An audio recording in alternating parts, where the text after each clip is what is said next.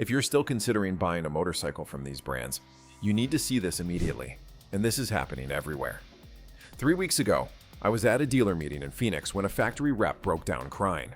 Sales down 67%, warranty claims up 340%, parts suppliers demanding payment up front because they don't trust these manufacturers to survive another quarter. Today, the motorcycle industry everyone thought was bulletproof is crumbling faster than a Chinese engine block. Veteran mechanics are calling this the greatest collapse in motorcycle history, built on decades of reputation before corporate greed destroyed everything. We're talking 13 major brands filing bankruptcy papers while their bikes sit on showroom floors like expensive paperweights. For anyone thinking about buying a bike in 2026, this is critical information that could save your wallet. Hit subscribe now and share your thoughts below. But before we start, can your favorite brand survive this industry apocalypse? Number 13. Confederate Motors, coming in at number 13. We have a brand that promised custom craftsmanship but delivered financial chaos. Confederate Motors, rebranded as Curtis Motorcycles in 2017, positioned themselves as ultra-premium motorcycle artisans with price tags reaching $150,000. Their ambitious market positioning ultimately became their undoing. The company's production model proved catastrophically unsustainable. While they marketed themselves as American-made luxury, their inability to scale craftsmanship against rising material costs created a financial death spiral. Each bike required hundreds of hours of specialized labor, with profit margins evaporating as material costs soared 43% in the last 2 years alone. Quality control became a nightmare as the company struggled to maintain standards while cutting costs. Customers paying 6 figures received bikes with inexcusable defects, misaligned bodywork, electrical failures that stranded riders, and even frames with improper welding that compromised structural integrity. One owner documented his $125,000 purchase experiencing 3 separate ECU failures in just 4 months. Their dealer network has virtually disintegrated. From a peak of 28 specialized dealerships in 2022, they're down to just 7 locations nationwide. Former dealers cite impossible warranty reimbursement terms and repair nightmares as reasons for abandoning the brand. We couldn't justify the floor space for bikes that required a master's degree in electrical engineering to service, said one former Atlanta dealer. The financial red flags are impossible to ignore. Supplier payment terms have stretched from net 30 to demanding payment upfront, suggesting severe cash flow problems. Their workforce has been quietly reduced by 67% since January, and 3 highly anticipated model launches have been indefinitely postponed. Industry insiders report the company has missed 2 consecutive quarterly rent payments on their Alabama facility. Number 12. Zero Motorcycles. At number 12, the electric revolution that turned into an expensive experiment. Zero Motorcycles once represented the future of motorcycling, but their financial present looks increasingly terminal. Battery technology problems have plagued the company from the beginning. Despite promising 200-mile ranges, real-world riders consistently report 30 to 40% less performance, especially in cold weather or highway conditions. Their charging infrastructure partnerships collapsed when major networks prioritized automobile charging stations over motorcycle compatibility. Most devastating, battery replacement costs hover around $7,800, nearly half the original purchase price of some models. The venture capital that fueled Zero's growth has dried up spectacularly. After burning through $275 million in funding without reaching profitability, investors have become increasingly skeptical of their business model.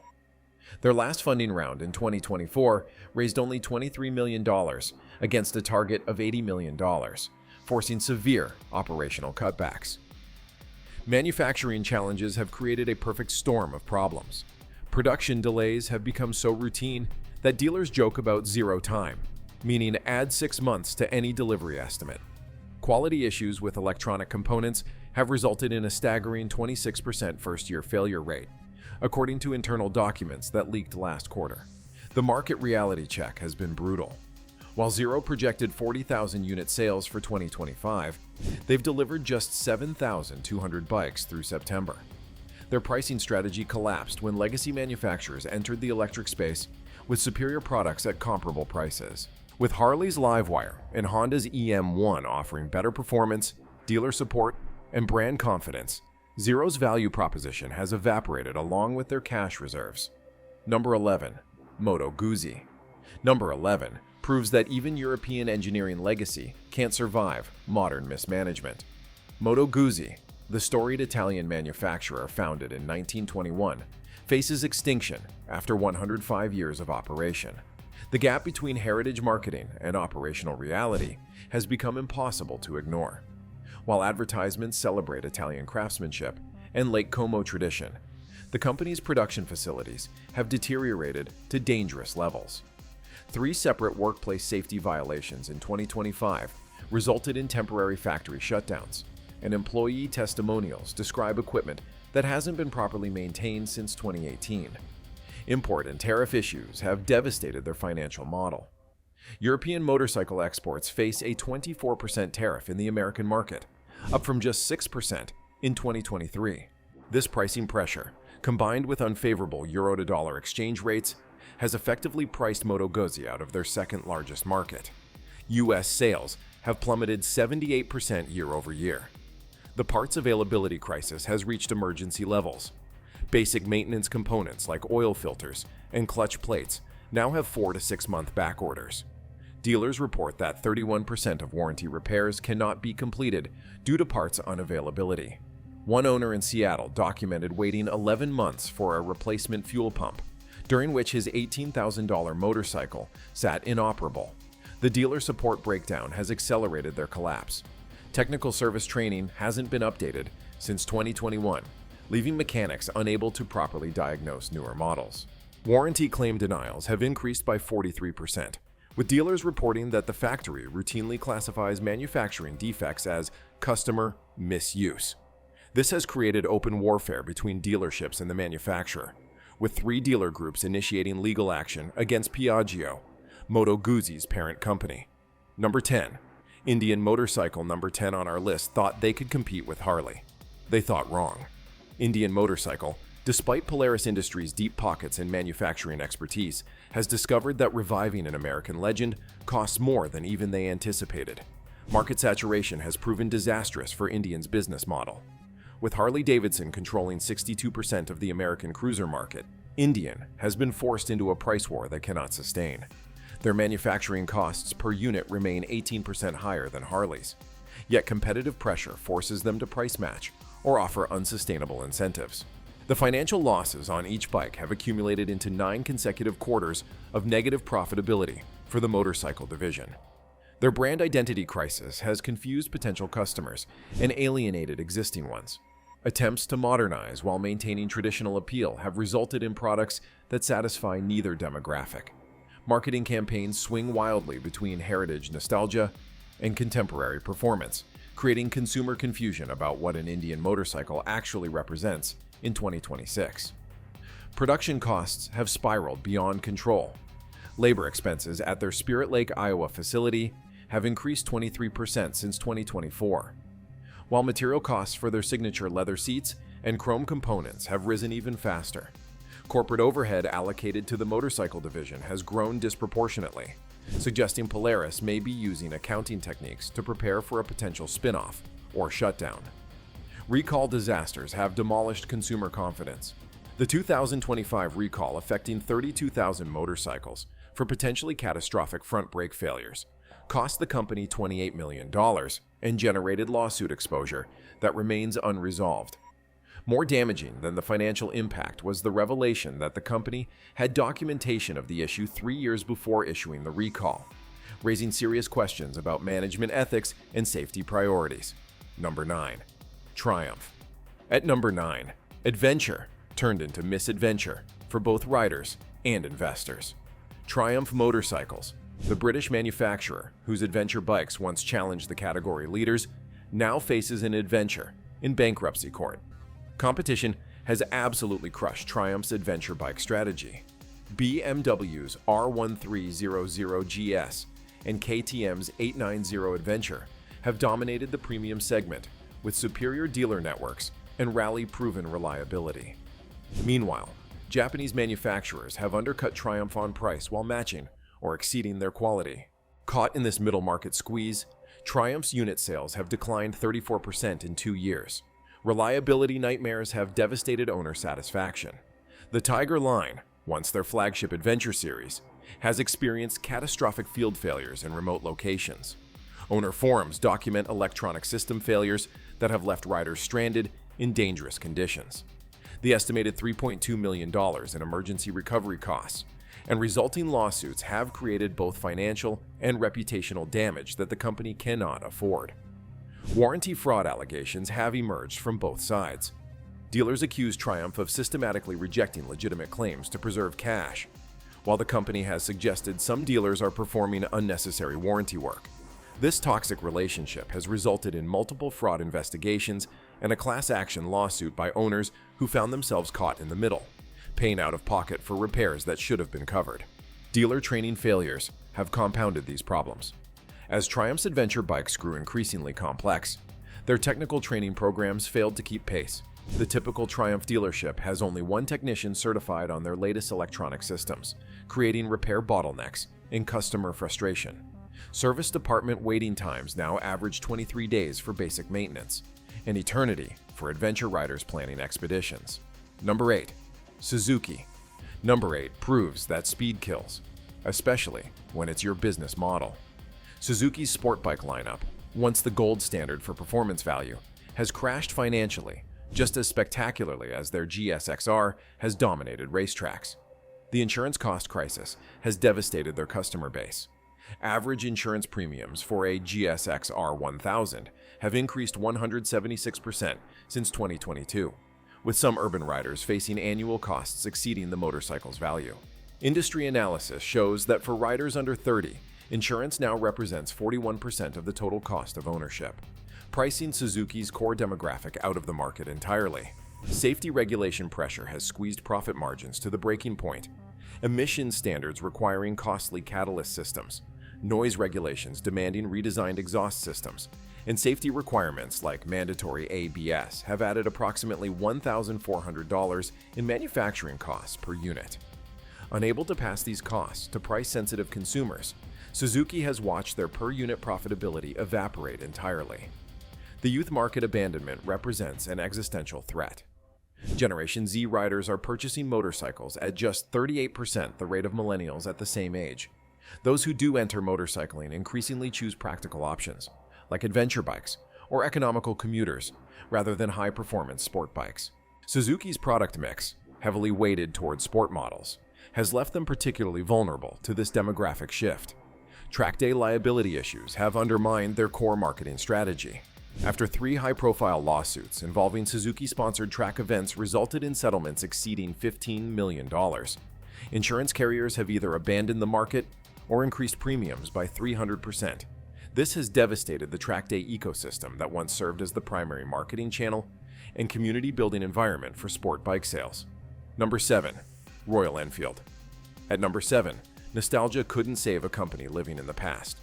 Royal Enfield, despite their 120-year heritage and passionate fan base, has discovered that history alone cannot guarantee a financial future. Licensing problems have undermined their global expansion. Their complicated ownership structure under Indian conglomerate Eicher Motors has created trademark disputes in key growth markets like Brazil and Indonesia. Legal battles over intellectual property rights to their classic designs have cost millions in legal fees and delayed market entry by critical months. Most damaging, 3 of their most profitable models are currently unavailable in the US due to a distribution agreement dispute that has dragged on for 14 months. Modern safety standards have created an engineering crisis for their vintage-inspired designs. Their core models have required complete frame redesigns to accommodate modern crash protection requirements. A BS implementation alone required 16 months of engineering work and added $420 to the manufacturing cost per unit. The company's attempts to preserve vintage aesthetics while meeting modern standards have resulted in compromised designs that satisfy neither purists nor safety regulators. The niche market reality has proven insufficient to support their global ambitions. While Royal Enfield dominates the mid-size motorcycle market in India, their addressable market in developed economies represents just 7% of total motorcycle sales. This limited potential, combined with production capacity built for much higher volumes, has created devastating financial inefficiency. Their production facilities now operate at just 42% of capacity, with fixed costs spread across fewer units. The quality versus authenticity balance has proven impossible to maintain. Customers drawn to Royal Enfield for vintage appeal expect modern reliability, a contradiction the company has failed to resolve. Warranty claims run 310% higher than industry averages, with electrical systems and transmission components being particularly problematic. The company's reputation for charming unreliability, once considered part of their character, has become unacceptable to modern consumers who demand both nostalgia and dependability. Number 6. Norton Motorcycles.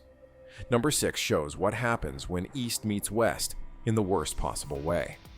Norton Motorcycles, the legendary British brand now under Chinese ownership by Qianjiang Group, demonstrates how cultural mismanagement can destroy even the most storied motorcycle names.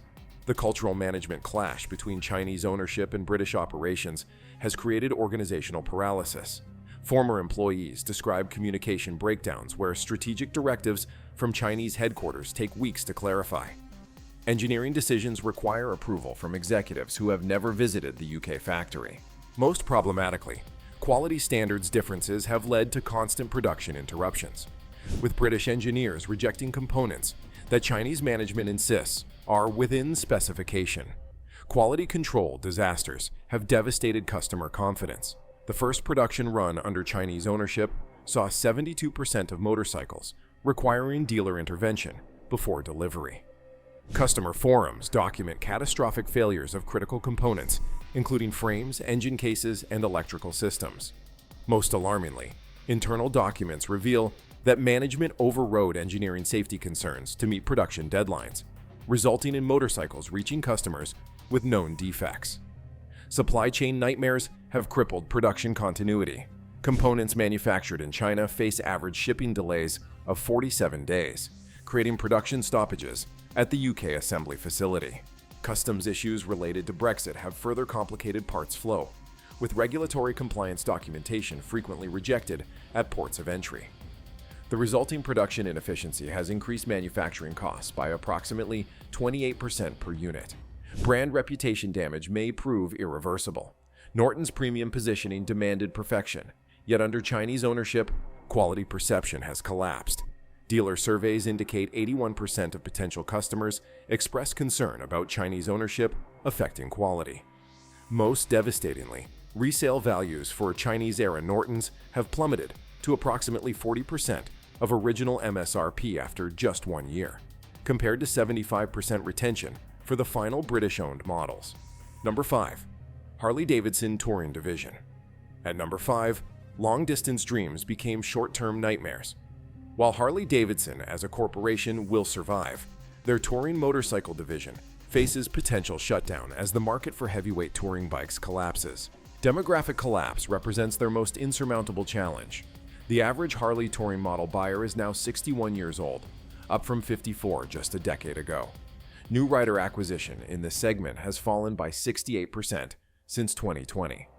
Most concerning for shareholders, actuarial analysis suggests that 37% of current touring model owners will exit motorcycling entirely within the next 5 years due to age-related physical limitations. Technology integration failures have damaged their premium positioning. Infotainment systems in their touring lineup have received devastating consumer reviews, with software that feels a decade behind automotive standards. Navigation systems that frequently lose GPS signals, Bluetooth connectivity that disconnects during rides, and touchscreens that become unresponsive in rain have generated warranty claims costing approximately $32 million annually. The comfort versus cost equation has become financially unsustainable. Engineering the vibration isolation, wind protection, and seating comfort expected in a premium touring motorcycle now adds approximately $3,800 to production costs compared to a standard model. With price competition intensifying and consumers increasingly resistant to $30,000 plus motorcycles, the profit margin on touring models has compressed from 22% to just 8% since 2023.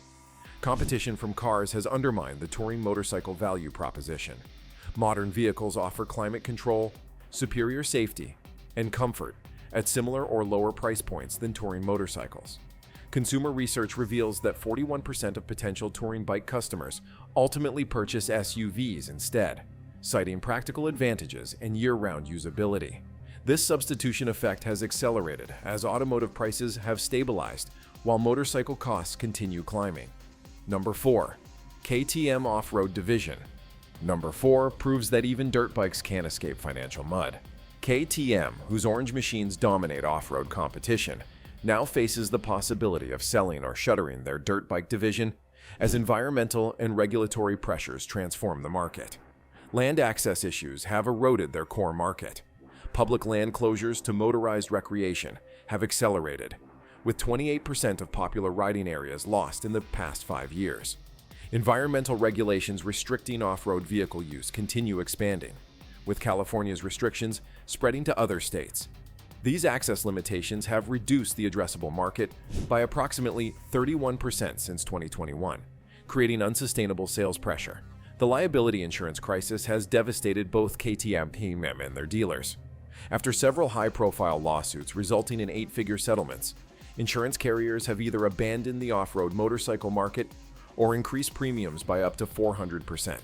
These costs, impossible to absorb in already thin margins, have forced 63 KTM dealerships to stop offering demo rides, a critical sales tool for high-performance off-road motorcycles. Seasonal sales problems have created cash flow nightmares. Climate change has produced increasingly unpredictable riding seasons, disrupting the traditional sales calendar. Dealers report carrying inventory 43% longer than historical averages, increasing floor plan financing costs that ultimately compress margins further. The company's European production schedule, still optimized for traditional seasonality, now regularly creates inventory gluts that require profit-killing incentives to clear. Maintenance cost reality has alienated potential customers. KTM's high-performance approach requires more frequent service intervals than competitors, often 5 to 10 hours of riding time compared to 20-plus hours for Japanese alternatives. With service labor rates exceeding $120 per hour at most dealerships, the total cost of ownership has risen beyond what many recreational riders can justify. Consumer research indicates that 47% of riders who switched from KTM to other brands cite maintenance costs as their primary motivation. Number 3. Victory Motorcycles. At number 3, challenging Harley's throne became a throne of financial thorns. Victory Motorcycles, resurrected in 2024 after Polaris initially discontinued the brand in 2017, now faces a second and likely permanent demise. The David versus Goliath reality proved insurmountable. Competing against Harley-Davidson's ecosystem of 640 dealerships, massive parts infrastructure, and established riding communities, Victory's 83 dealerships couldn't provide the support network necessary for premium cruiser customers. The Victory experience couldn't match the community and lifestyle elements that Harley cultivated over decades, leaving potential customers wondering why they should take a risk on the Challenger brand. Manufacturing scale problems created unsustainable cost disadvantages. Victory's production volume of approximately 8,200 units annually couldn't achieve the economies of scale necessary to compete with Harley's 170,000 plus units. This volume disparity created a manufacturing cost differential of approximately $1,700 per motorcycle, a gap too large to overcome through pricing or feature differentiation. Their dealer network weakness became increasingly apparent to consumers. With limited service locations, Victory owners faced average round trips of 78 miles for routine maintenance, compared to 23 miles for Harley owners. Parts availability issues meant repairs took an average of 9.6 days longer than competitors. Most damaging, as warranty issues emerged, understaffed service departments created customer experience problems that generated devastating online reviews. Brand recognition crisis persisted despite aggressive marketing investments. Consumer surveys revealed that only 28% of potential cruiser buyers could correctly identify Victory as an American motorcycle brand, despite $46 million in advertising expenditure since the relaunch.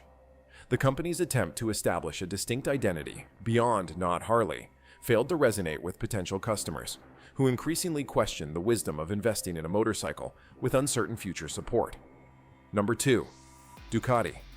At number 2, we have a name that will surprise everyone, and this one really hurts to see.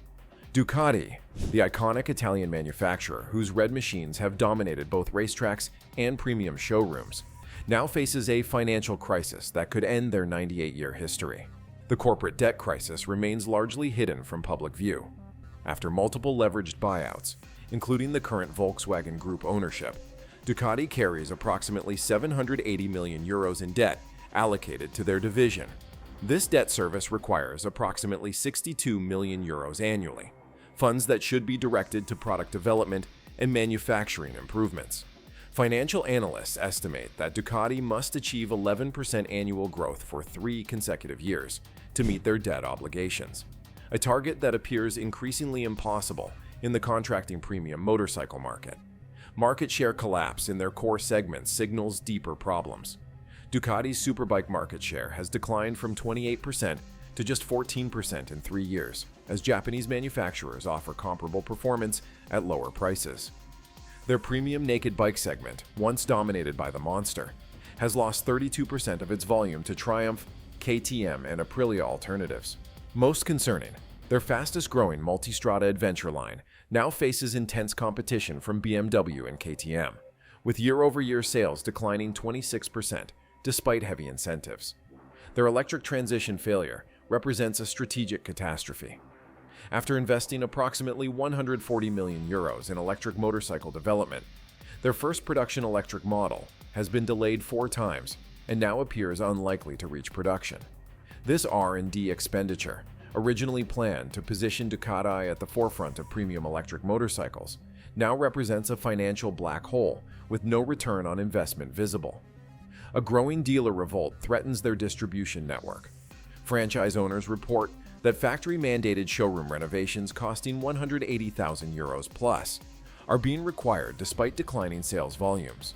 Minimum inventory requirements force dealers to carry approximately 38% more inventory than their sales data justifies.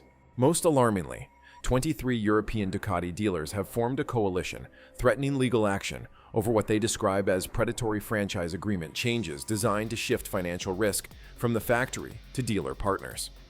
Management scandals have eroded internal leadership. 4 senior executives have departed in the past 18 months, each leaving under unusual circumstances. Internal documents reveal that the company has overstated sales by approximately 8% to shareholders by counting motorcycles as sold when shipped to dealers rather than when purchased by consumers. This channel stuffing technique has created an artificial picture of financial health, while dealers struggle with aging inventory and declining margins. Number 1. Honda Motorcycles. And at number 1, the brand I never thought I'd put on this list. Yes, that Honda. I can already hear you through the screen. The hidden financial crisis at Honda Motorcycles contradicts their public image of unshakable stability. While the automobile division remains profitable, the motorcycle division has operated at a loss for 7 consecutive quarters. Internal documents reveal that Honda has subsidized motorcycle operations with approximately $340 million from automotive profits to mask the division's true financial condition. Most concerning, their motorcycle division's return on invested capital has fallen to just 2.3%, well below Honda's corporate hurdle rate of 7%. A warranty time bomb threatens future profitability. Honda currently carries approximately $890 million in warranty reserves on their balance sheet, yet internal risk assessment documents suggest this may cover only 60% of expected claims. Engineering analysis of their current production motorcycles indicates potential systematic failures in fuel injection systems and transmission components that could trigger recall campaigns, costing an estimated $230 million. Most alarmingly, their acclaimed DCT automatic transmission technology has demonstrated concerning failure patterns in hot climates that remain unaddressed. Supply chain dependencies have created existential vulnerabilities. Honda's just-in-time manufacturing model, once considered an industry benchmark, has become a critical weakness. Approximately 63% of their motorcycle components come from suppliers who have no production facilities outside Southeast Asia, creating single points of failure throughout their manufacturing ecosystem. When flooding shut down Thai production for just 3 weeks last year, the ripple effects halted Honda motorcycle production globally for 46 days. Regulatory compliance costs have devastated profitability on lower margin models. Meeting Euro 5 emission standards added approximately $380 per motorcycle in production costs, while upcoming Euro 6 requirements will add an estimated $410 more. Honda's analysis indicates that models under 500 cubic centimeters, which represents 71% of their global volume, will generate negative unit profitability under these new regulations. Their traditional approach of using high-volume small motorcycles to support development of premium models has collapsed under this regulatory pressure. The leadership exodus at Honda Motorcycles signals internal recognition of these challenges. 4 vice presidents and 7 directors have left the motorcycle division in the past 2 years, representing a combined 118 years of Honda experience. This brain drain has created project delays, with the new CBR 1000RR-R now 2 years behind its original development schedule. Most telling, Honda's legendary racing budget has been quietly reduced by 38% over 3 years, an unprecedented retreat from the competition programs that once defined the brand. So there you have it, 13 motorcycle brands facing extinction in 2026, from boutique manufacturers to global icons. The next time you're shopping, remember these warning signs and protect your investment. What we're witnessing isn't just business cycles, it's a fundamental restructuring of the motorcycle industry. Brands that can't adapt to changing regulations, shifting demographics, and new technologies won't survive. Your buying decisions matter more than ever. Drop a comment with which brand shocked you most, and subscribe because we're tracking this collapse in real time. The motorcycle landscape is changing forever, and you'll need reliable information to navigate what comes next. Remember, when these companies file bankruptcy, executives walk away with golden parachutes while you're stuck with a worthless warranty and parts that don't exist. Choose wisely. Your riding future depends on it.